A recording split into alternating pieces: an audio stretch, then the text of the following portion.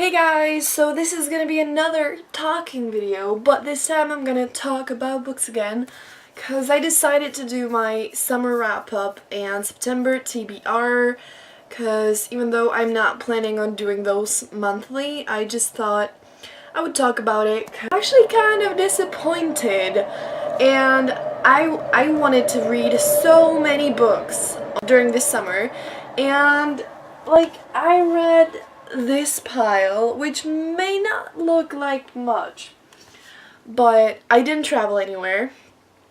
I've only been working and sometimes going out, but I've literally been at home this whole time. And I've just read how many? 1, 2, 3, 4, 5, 6, 10 books in 2 months. Can you believe it?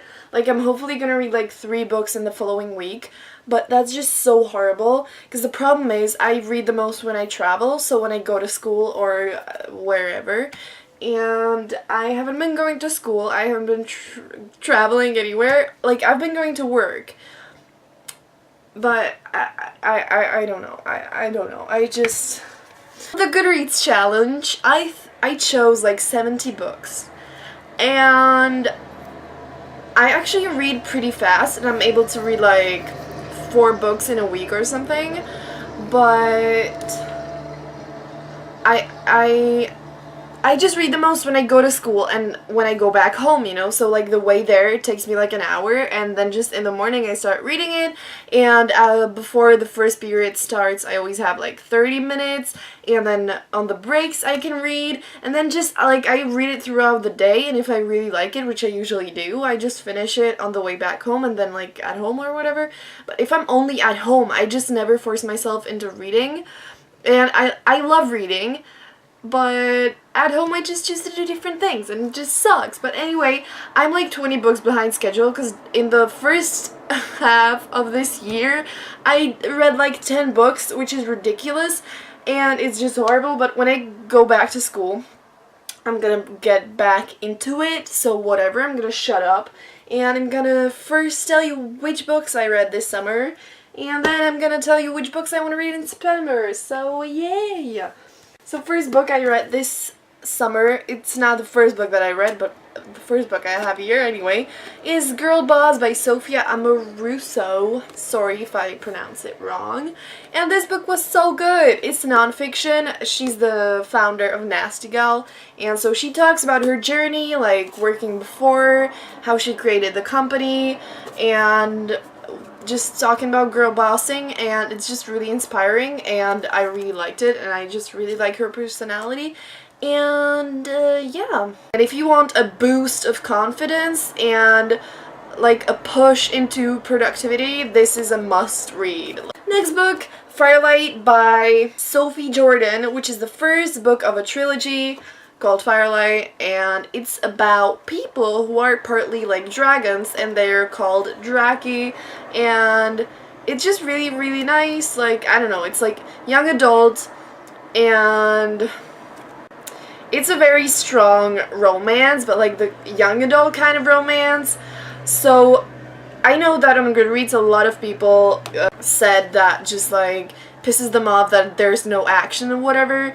So like, there is action, and there is like, it's fantasy, but like the main thing there is the romance. It's like the main thing is the love story, so if you are not looking for that, it might not be the best book for you, but I liked it. Next book is After You, which is the sequel to Me Before You by Jojo Moyes, and I talked about this in the Is It Worth Reading sequel edition, and I really liked this book. I think it's awesome. It's, of course, I didn't like it as much as Me Before You, but like I said in that video, I'll link it down below. It's just, I don't want to compare it because it's just not the same thing, but I really like it. If I looked at it as like a book that's not a sequel, I would really, really enjoy it. I didn't love it, but I liked it a lot, and the first half probably was a little worse than the second one, but I just liked this book, so... Next one, Ogi and Me, which is also a book that I talked about in that video, and so is this one. And the next, whatever, just, I read a lot of books for that video, so that's why, whatever. So What Gave Me is the sequel to Wonder by R.J. Palacio, and Wonder is a book about a boy whose face is, like, deformed, and just, it's a lot about, like, bullying and kindness and little kids in elementary school, and it's just really fun and interesting, and yeah, I liked it. The next 3 books I read are Happily Ever After by Kira Cass, The Heir, and The Crown by Kira Cass, because I read it for the video mainly, but like I also just wanted to read it so that whatever. And I talk more in that video about it again, but it wasn't anything spectacular. I didn't love it, but I liked it. I think I gave it 3 stars on Goodreads, which I normally don't give. Actually, I most of the time give 4 or 5, because I usually just really genuinely enjoy the books that I read, but Next book is Unhinged by A.J. Howard. It's the sequel to Splintered, in case you didn't know, which is like a retelling of Alice in Wonderland, but the main character is like a great-granddaughter of Alice. So yeah, it's just really fun, and if you like Alice in Wonderland, or if you just want to read like a fantasy romance, it does have a love triangle. It pissed me off, but what can I do? And yeah, you can check it out, it's pretty good.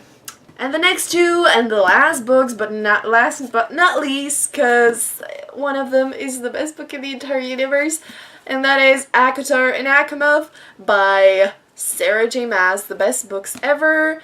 And it's a retelling of Beauty and the Beast, but it's not really a Beauty and the Beast, and it's so much better! Warning, the main character can't read. But anyway, it's so good. I don't even know, it's just a fantasy romance, but both, like, it's just so good. The characters there are the best, the plot is awesome, the world is beautiful, and the way Sarah writes is absolutely awesome, and you have to read this immediately, because like ACOTAR is a pretty good book. It's like, I loved it, but like when I read ACOMAF I was like, ACOTAR, blah. Yeah, so anyway, like if you do not like ACOTAR that much, you have to read ACOMAF. Even though you didn't like ACOTAR, because you are gonna adore this, because this is the best book in the entire universe, and I will talk about it forever, because it's the best thing ever. And now let's move on to the books I want to read, which is this much, which actually is not even everything, but anyway. First one is Ensnared, which is again the sequel to Splintered and Unhinged. It's the last book in the series, because again, it's a trilogy. This one is a book that finally came today, because I ordered it on Book Depository, and it took years to come, but it's finally here, and that is Steal Like an Artist by Austin Kleon.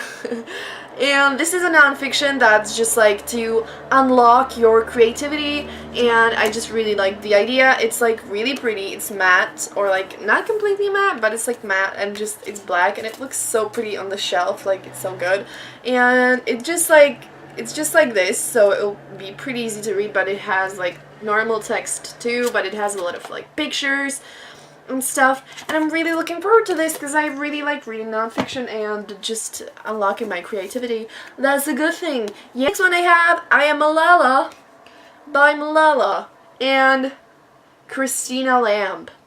So this is pretty self-explanatory. It's also nonfiction, it's a memoir, and I was like, I really want to read this because I think it will be really inspiring, and I like nonfiction and memoirs, so yeah.